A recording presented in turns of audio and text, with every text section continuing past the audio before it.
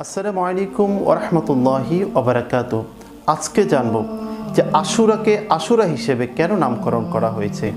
এই প্রসঙ্গে গৌসেপাক বড় পীর আব্দুল কাদের জিলানী রহমতুল্লাহি আলাইহি কিতাব গুনিয়াতুত তালিবিনের মধ্যে এভাবে তিনি উল্লেখ করেছেন।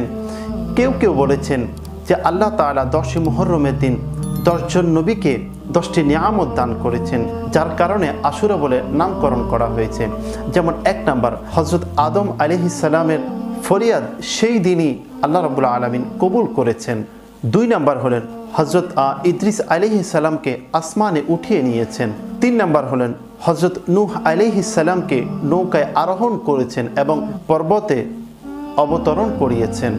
4 নম্বর হলো হযরত ইব্রাহিম আলাইহিস সালাম ওই দিনই জন্মলাভ করেছেন, তিনাকে খলিল বানিয়েছেন এবং ওই 10 মুহররমের দিনই আল্লাহ রাব্বুল আলামিন নমরুদের আগুন থেকে রক্ষা করেছেন।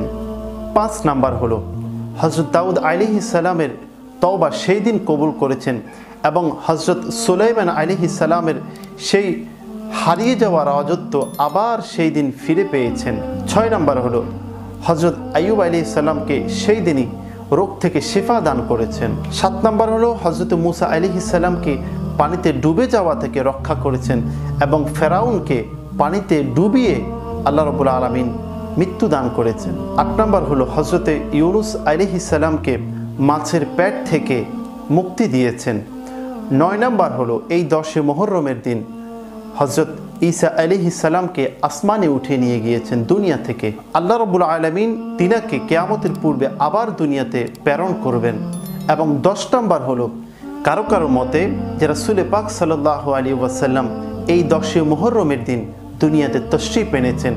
আর আরেকটি ঘটনা হলো যে এই 10 মুহররমের দিন কারবালার প্রেক্ষাপট হয়েছিল, যেই দিন ইমাম হুসাইন রাদিয়াল্লাহু তাআলা শহীদ হয়েছিল। এই সমস্ত কারণে অনেক ওলামা ইকরাম বলেছেন যে আশুরাকে এই আশুরা নামেই নামকরণ করা হয়েছে। আল্লাহ রাব্বুল আলামিন আমাদেরকে বোঝার তৌফিক দান করুক।